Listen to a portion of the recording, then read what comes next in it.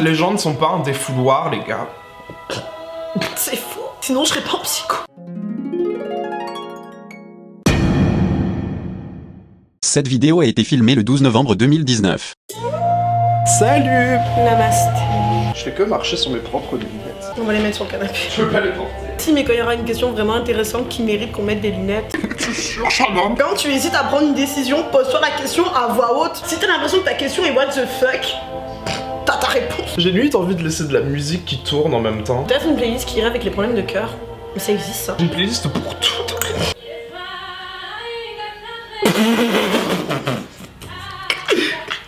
Est-ce que c'est du yak? Non. Bon. Yak, pas yak. Yak, pas yak. Salut tout le monde, c'est Luche. T'as pas remarqué que je me présentais jamais? J'ai perdu les bonnes habitudes. Salut tout le monde, c'est Luche et... Dorinda. Et aujourd'hui on est de retour pour régler vos problèmes de cœur, la musique est trop forte, partie 2. À la base j'avais prévu de faire cette vidéo seule, sauf que Dorinda m'a proposé cette idée. Vu que vous faites que me demander quand est-ce que je vais régler vos problèmes de cœur, voilà. Je fais ça qu'en vidéo, je fais pas ça en DM avec un cas par cas. On n'a même pas le temps de régler nos propres problèmes de cœur. J'ai décidé de plus en avoir tout simplement. C'est comme demander sa direction à un aveugle, c'est la même chose. Désolée. On sait pas mieux que vous, mais vous demandez quand même. J'ai le droit de filmer au fait ou pas? Bien sûr. D'accord. Petit rappel, Dorinda n'est pas youtubeuse et ne souhaite pas le devenir, ce sera juste une invitée récurrente sur ma chaîne, donc merci de respecter ça et par conséquent de ne pas la considérer comme un personnage public, comme moi. Ça signifie donc, merci de ne pas faire de trucs bizarres comme la suivre à la fac, lui envoyer des DM étranges ou encore utiliser ses photos / voler son identité, à bon entendeur. Bon, alors quels sont leurs problèmes? Attends, il y en a un, c'est écrit donc ma vie est une boutade. Bienvenue au club. En gros, j'étais tranquillement installé dans le célibat à vie quand tout à coup un jeune homme surgit fort mignon. Je me faisais des films, il est venu me voir avec 40 minutes de route, il me sortait des irrésistibles, des trucs comme ça. Bref, fin de vacances, j'apprends par une amie qu'il est en couple depuis 4 jours en sachant qu'il m'avait envoyé des messages memes en étant en couple. Le retournement de veste de mes amis qui me disent que en vrai notre couple n'était pas correct et qu'il était nul comme mec. Donc là, je suis seul avec mes films, même si je t'assure qu'il y avait de la base, genre du flirt et tout. Moi, je suis dans l'acceptation de ma vie de célibataire et les gens viennent me faire de faux espoirs pour ensuite me lâcher. Donc ma vie est une boutade. Évidemment, nous n'avons pas la science infuse donc il se peut bien sûr qu'on ait tort. Si oui, on peut bien sûr débattre en commentaire, pour nous c'est une conversation entre amis. J'espère que la vidéo vous plaira, gros bisous. C'est tout? Oui, c'est tout. Alors déjà chérie, il va falloir que t'arrêtes de croire que tu vis dans un téléfilm Netflix. Ça se passe pas comme ça dans la vraie vie. Malheureusement. Très clairement, on s'en fout. Désolée. Oh, elle a flirté avec un mec, elle pensait que c'était l'homme parfait. Surprise, ça existe pas. Le mec, il est en couple, mais ils sont connus pendant quoi? 4 jours? Passe à autre chose, t'as pas ce temps-là. Tu t'es attaché à l'image que tu t'es faite dans ta tête de ce mec-là. C'est un amour de vacances qui a duré même pas une semaine. Regarde Dirty Dancing, ça ira plus vite. Tes amis te diront toujours Ah, c'est génial. et d'un coup tu découvres que c'est un connard et tes amis feront toujours. Je le sentais, c'est que c'était un connard. Fuck, I cannot stand this puta. On a tous les deux été coupables de ça nous-mêmes l'un envers l'autre, hein, donc... J'étais en train d'y penser, maintenant on fait quoi? Ah là là, il est trop bien. Ça cache un truc. Ah, j'ai trouvé une personne qui était absolument géniale. Fais attention. C'est cool pour le moment, mais fais attention, ma soeur. L'histoire de 2019. C'est elle qui a trouvé le surnom Crash pour les crushs qui foirent, hein. Non, c'est toi ou c'est moi? On l'a trouvé ensemble. Crush s'est transformé en crash. Arrêtez. Sinon vous allez finir avec des maladies. Venez avec la pépantène. Coucou Luche, je t'envoie ce message car j'ai l'impression que je suis incapable de ressentir de l'affect amoureuse pour quelqu'un. J'ai des amis que j'aime beaucoup et pareil pour ma famille, mais dès qu'il s'agit de crush, je ne m'attache jamais. D'ailleurs, c'est jamais moi qui les repère, c'est eux qui viennent et quand ils me plaisent, il peut se passer un truc, mais je n'en ai pas grand chose à faire d'eux. J'ai jamais eu de relation sérieuse et je ne sais pas si j'y arriverai un jour. De quoi tu te plains? Oui, vis ta vie. Mais oui. Il y a quel souci, s'il vous plaît? Enfin, est-ce que c'est quelque chose qui te tourmente? Parce que si c'est pas le cas, continue à vivre ta vie et ça se trouve, tu vas tomber sur la bonne personne. La seule personne qui finit pas en PLS sur son canapé en regardant Netflix en bouffant de la Gendas. C'est meilleur que nous tous, hein. Mais oui, nous on a mis 22 ans pour comprendre la leçon. Et encore, on tombe dedans à chaque fois. Mon ex m'a quitté il y a presque 2 mois sans trop d'explications et que ces derniers temps il agit de façon hyper chelou, avec moi mais en général aussi sur les réseaux sociaux en grande partie, avec des sortes de signes qui pourraient laisser penser que il a peut-être encore des sentiments. Laisse tomber. Je suis pas seul à penser ça, même mon meilleur pote qui le connaît très bien, on a parlé des amis. Ne faites pas confiance à vos amis. Mon meilleur ami qui le connaît très bien le trouve chelou, même s'il a beaucoup trop d'indices, je peux pas être sûr à 100% et même si je viens attendre, imaginons s'il a besoin de temps ou quoi, ça fait quand même grave mal, sachant que je galère déjà de ouf à passer à autre chose. Il sait très bien comment je me sens, donc je comprends pas. Je l'aime toujours, mais je veux pas end up as the biggest clown, vous voyez. Ghost-le. Voilà. Fin de l'histoire. Alors, est-ce que tu es vraiment investi émotionnellement dans une personne, ou est-ce que tu es rattaché à un rêve que tu avais, étant donné que votre relation s'est achevée? Passe à autre chose, t'es en train de perdre ton temps. ton énergie, ça te prend la tête. Il y a un problème avec les réseaux sociaux, tu bloques. Dans la vraie vie, tu peux pas bloquer les gens. Les réseaux sociaux, oui, bloque. Bloque Instagram, bloque. Fin d'histoire. Ah, je trouverais pas mieux que lui. Il va sûrement regretter sa décision. En plus, il m'a pas donné d'explication. Si quelqu'un est capable de te jeter sans explication, vire-le de ta vie. Sinon, si ça te tourmente vraiment à ce point-là, envoie-lui un message et dis-lui un bon gros vieux tu veux quoi, frère? On adore les amis, on adore l'amitié, on est fan de l'amitié. Dans les situations comme ça, tu ne peux faire confiance qu'à toi-même et à ta logique parce que tu as déjà les réponses. Je te rappelle que j'aurais dû te faire confiance il y a un an. C'est vrai. Mais oui, il avait totalement tout analysé. Hein. T'avais tout prédit et moi j'ai continué. Ça, c'est l'exemple parfait de la personne qui a une vie amoureuse absolument désastreuse mais qui donne de bons conseils. C'est d'ailleurs pour ça qu'on fait ça là maintenant. Bah oui, hein. Hello Luche, alors mon problème c'est que je suis bisexuel et je vis en Tunisie, pays ultra fermé d'esprit sur ce sujet, et j'ai besoin de le dire à mes parents. J'ai très peur de leur réaction, sachant qu'ils sont musulmans et que moi pas du tout, et ça aussi ils ne le savent pas. PS, j'ai 15 ans, sinon j'adore tes vidéos, et j'ai un copain. Alors déjà, merci, c'est gentil. Alors je vais dire la même chose que j'ai dit à la personne qui avait des problèmes par rapport à sa transidentité dans ma vidéo précédente. Fais attention parce que c'est très dangereux. Il y a des risques quand tu fais ton coming out, t'as des parents qui sont sensibles de ne pas du tout apprécier, qui sont capables en fait de te virer de chez toi. Essaie de tâter le terrain, je sais pas, mais de manière hyper discrète parce que sinon ils vont capter, ça va être la mort pour toi. Pour le moment, conseil, vis en secret à moins que tu finisses par capter que tes parents sont ouverts sur la question. En fait pour moi c'est trop risqué, à ta place je ne dirais rien et j'attendrai d'avoir mon bac, de me casser d'ici et de vivre ma meilleure vie de bisexuel. Pour l'instant t'as un copain, donc t'es plutôt tranquille. Le jour où ça se finit avec ton copain, et peut-être que tu vas finir avec une fille, que ça va vraiment être bien, et que tu voudras la présenter à tes parents, et peut-être que ce sera le moment pour toi de leur dire, tout en ayant assez de recul sur ta propre personne. Réfléchis bien avant de franchir le pas. Pour l'instant, bah c'est... Vis ta meilleure vie, hein. Dis-toi Histoire d'amour secrète et tout. caca parce que j'adore les bails comme ça. Moi aussi j'adore. J'ai mon adolescence juste pour ça. Hein. Ouais, voilà. Trop bien. Maintenant faut tout partager, c'est chiant. Attends, prends ton temps. Ouais, prends ton temps. Tu sais qui tu es, hein, c'est bon. Si toi t'es à l'aise avec ton identité et la vie que t'as actuellement, profites-en. Peut-être que c'est mieux que ça tronche vite fait mais que tu vives quand même ta meilleure vie à côté plutôt que tu risques de ruiner tout ça en le disant à tes parents pour le moment alors que t'es même pas sûr de leur réaction. Ouais. Franchement, c'est trop dangereux. Hey Luche, je suis ici pour te raconter ma vie merdique, lol. Merci de m'écouter. Ça fait déjà un moment que je parle presque tous les jours à un garçon qui est dans la même université que moi, on a les mêmes cours, etc. On se connaît depuis 6-7 mois, tu vois, on s'est confié plein de trucs, il m'a dit que j'étais la seule personne qui connaissait tous les petits détails de sa vie, et le souci c'est que j'ai peur de lui avouer que je l'aime bien, t'as compris quoi. Parce que parfois ça lui arrive d'avoir pas grand chose à faire de ce que je lui dis, ou bien parfois j'ai l'impression qu'il a pas envie de me voir, mais dès qu'on se voit on rigole ensemble du coup. La dernière fois j'ai dit à quelqu'un mes sentiments, ça a été extrêmement douloureux et j'ai peur de revivre la même expérience. Voilà, merci en tout cas, t'es bon petit filou comme youtubeur, héhé. Bah... Merci. Ça te rappelle pas l'histoire de quelqu'un?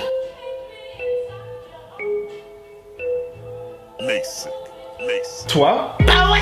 C'est totalement moi, j'aurais pu écrire ce message. Franchement, j'ai pas de conseils à te donner. En fait, il y a des gens qui t'aiment bien foncièrement parlant. Genre, ils ont pas d'animosité envers toi, ils t'aiment bien, ils adorent ta compagnie, mais le problème est juste qu'ils te voient comme une seconde option et que tant qu'ils ne trouvent pas mieux, ils vont se rattacher à toi, mais s'ils ont des bails en simultané, tu passeras toujours en second et c'est pour ça que tu ressens, qu'il ne s'investit pas autant qu'il le pourrait. Si tu t'investis déjà dans une relation où t'as l'impression de passer au second plan dès qu'il y a autre chose pour la personne en face, trouve quelqu'un qui s'investira à 100% pour toi et tu ressentiras quand ce sera possible de toute façon et quand cette personne le fera. Ne perds pas ton temps avec quelqu'un qui ne te voit pas comme sa première option. Et tout le monde va passer par-dessus toi. Oui, voilà. Tu vas perdre un an de ta vie, ton temps, ton énergie, ta santé mentale. Arrête. On est 7 milliards sur la planète, trouve-toi. Surtout que tu ressens déjà qu'il en a pas grand chose à faire de ce que tu lui racontes, ça signifie qu'il te voit comme son psy ou son journal intime. Qui veut de ça? C'est encore pire. Personne veut de ça. Fais-toi payer pour ça. Qui raconte ses problèmes en t'emmenant au restaurant ou en t'emmenant boire un verre. T'as qu'à aller au ciné avec lui, tu n'entendras pas parler. J'aimerais avoir un avis sur ce que je devrais faire avec mon ex. Nous sommes restés plus d'1 an ensemble et on a eu un moment où on s'est séparés. Pendant la séparation qui a duré 3 semaines, elle a couché avec un pote à elle depuis. Puis on s'est remis ensemble Ah, c'est un couple lesbien. Et elle m'avait dit qu'elle ne parlerait plus avec, etc. Mais dès la rentrée, elle lui a reparlé. Donc j'avais décidé de couper les ponts avec, sauf que depuis 2 semaines, on se reparle. Elle m'a dit avoir essayé de recoucher avec son pote, mais apparemment, elle a pas réussi comme elle pensait à moi. Elle me prend de haut depuis qu'on se reparle, mais dit qu'elle m'aime. Je veux définitivement arrêter de lui parler, mais je sais pas trop quoi faire. Je ferai n'importe quoi pour que ça refonctionne entre nous, mais j'ai l'impression que c'est voué à l'échec.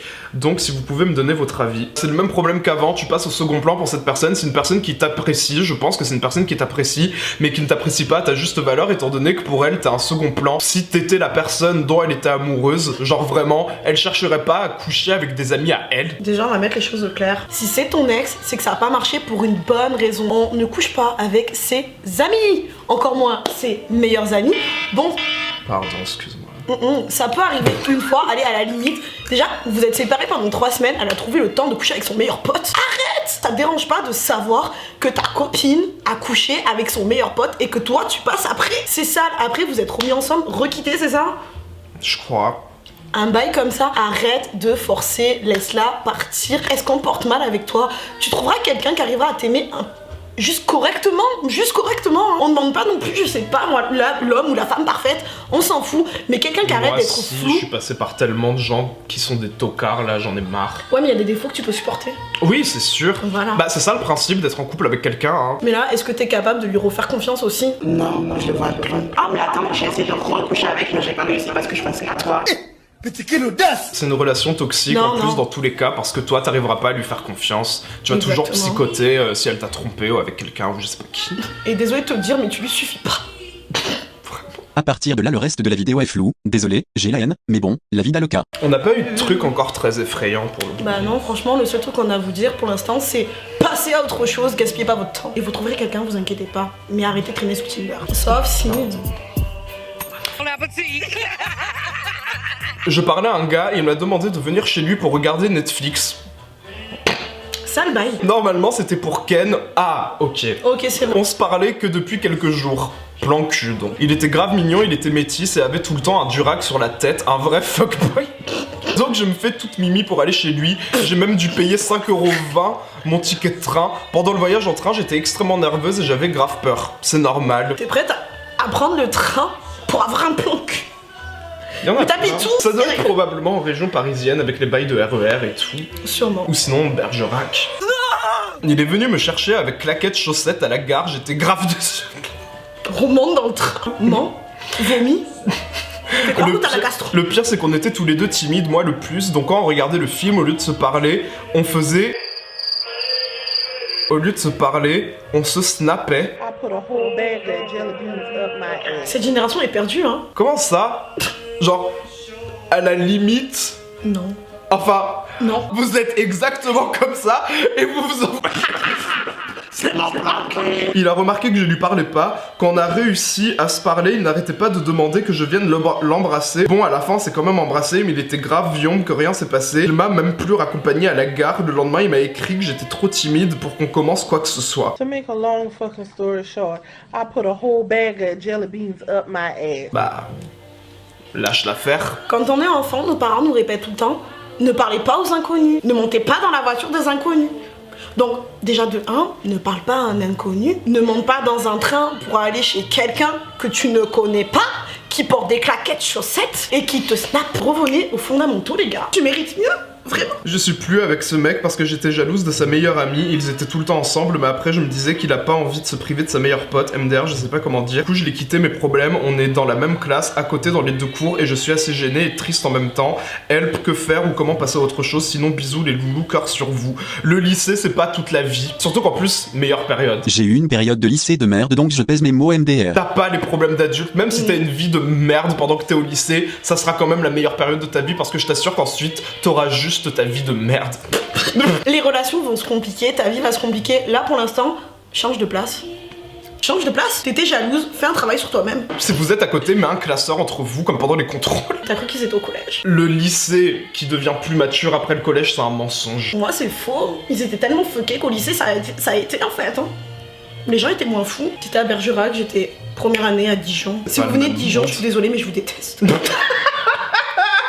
Partez cette ville maudite. Vraiment, partez. Hello Luche et Dorinda, alors voilà, je viens te parler d'un crush que j'ai depuis quelques temps sur un mec de mon lycée. Il a 1 an de moins que moi et le feeling passe plutôt bien. On a les mêmes centres d'intérêt, manga, Japon, mais j'ai l'impression d'être coincé dans la catégorie pote. De plus, je n'ai pas du tout confiance en moi, j'ai l'impression d'être beaucoup trop moche. En sachant que je suis très extraverti, MDR same, et sociable, j'ai des facilités à aller lui parler, mais je suis trop craintif pour essayer de lui parler plus que ça. C'est la première fois de ma vie que quelqu'un me plaît autant, que ce soit physiquement ou mentalement. Il est gentil, beau, intelligent et drôle, bref, le mec parfait, limite impossible à atteindre. Que faire? I don't know. Merci à toi de faire participer tes abonnés de cette façon, c'est top, et vive Naruto. Oui, vive Naruto déjà. Descends sur terre. Au départ, on est toujours en mode ah, il est trop beau, il est trop intelligent, non mais si, non mais c'est là, on a trop de points en commun. C'est pas vrai. C'est faux. Tu peux avoir des points en commun, mais ce type n'est pas le mec parfait. Essaye de le voir déjà comme un être humain. Fais-le redescendre de son piédestal. Et le problème, franchement, c'est que t'es la bonne pote. T'es la meuf qui a pas confiance en elle, qui est hyper intelligente, qui est sociable et qui est drôle. Du coup, tu vas faire quoi? Soit tu vas avoir des conversations de surface, soit tu vas lui raconter tes problèmes, et ça c'est encore pire. Démarque-toi. Ouais, laisse, parce qu'en fait t'as déjà des doutes, et le fait que tu l'idéalises autant que ça, dans tous les cas, ce sera toxique pour lui comme pour toi, parce que tu finiras par être déçu, et lui, si jamais il est pas aussi parfait que tu crois qu'il l'est, si jamais vous êtes dans une relation, il devra toujours essayer de te satisfaire en fait, et d'être aussi parfait que tu le vois.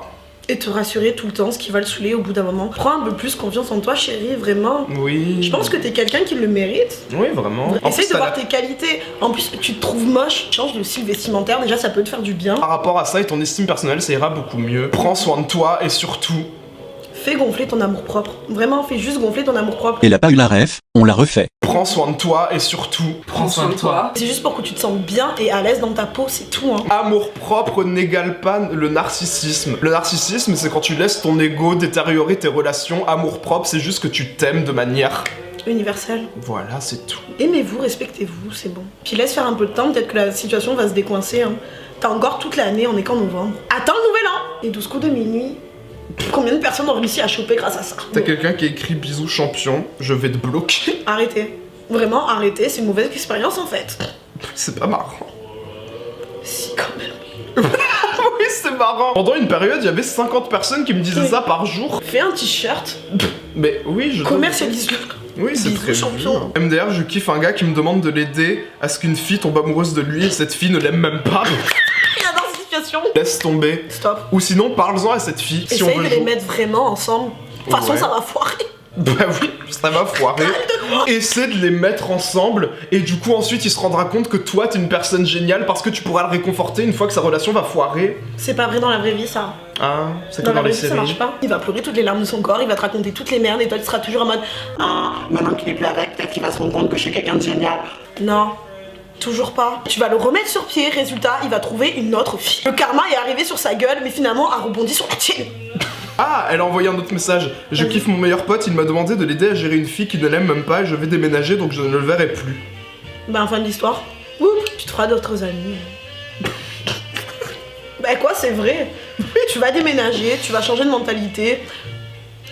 C'est bon. Alors j'ai un crush sur un mec de mon lycée, il est beau, mignon, sympa et intelligent, j'ai l'air de lui plaire en plus de ça. Le seul problème c'est qu'un de mes potes proches s'est vraiment embrouillé avec lui et j'ai peur de lui parler de lui. Du coup je devrais foncer ou abandonner. J'ai été en couple pendant 6 mois avec un gars, on s'est quitté à cause de ses études, mais quand on se revoit c'est comme si rien n'a changé entre nous.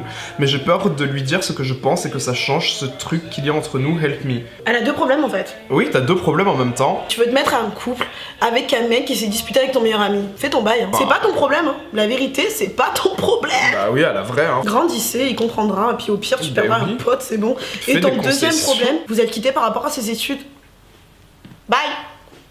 Fais les tiennes. Problème résolu.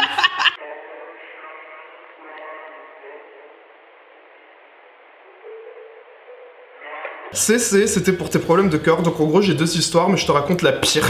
Ok, vas-y. En gros je parlais beaucoup avec un gars et je commençais vraiment à bien l'aimer tu vois, et au final genre il me dit quoi? Il me raconte son charabia pour me dire qu'il y a une autre meuf dans l'histoire. J'ai bien pleuré et depuis je suis un homme nouveau, j'aime beaucoup ton travail, continue comme ça. Ah merci. Ah c'est tout? Bah arrête de pleurer. Ouais, vis ta vie. Mets-toi au sport. La meilleure vengeance. Bah ouais, deviens la version 2.0 de toi-même. T'as pleuré, arrête de pleurer, c'est pas bon, ça fait gonfler. D'ailleurs, si la fille qui a essayé de m'appeler sur Instagram, qui est une de tes fans, voit cette vidéo, arrête d'appeler des inconnus.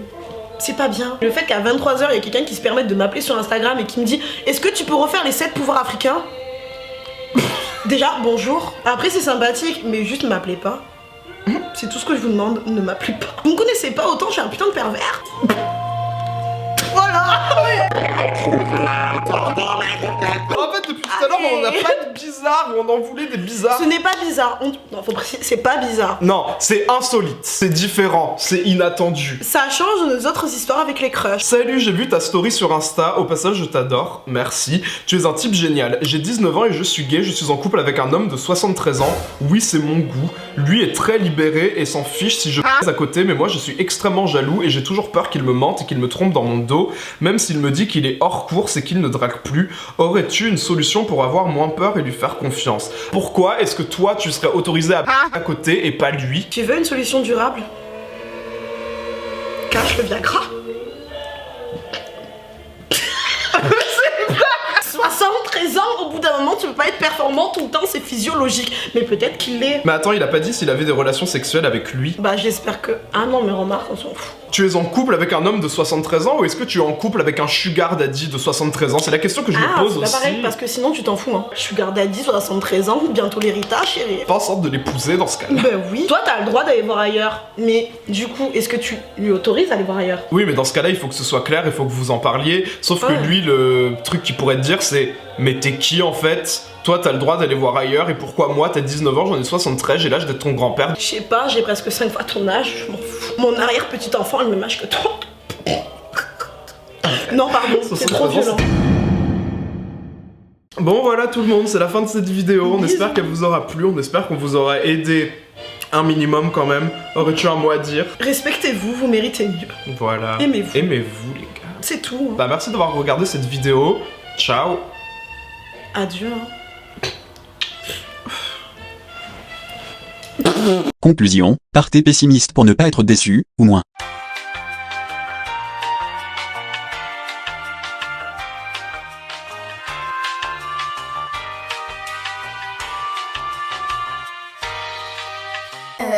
Quoi?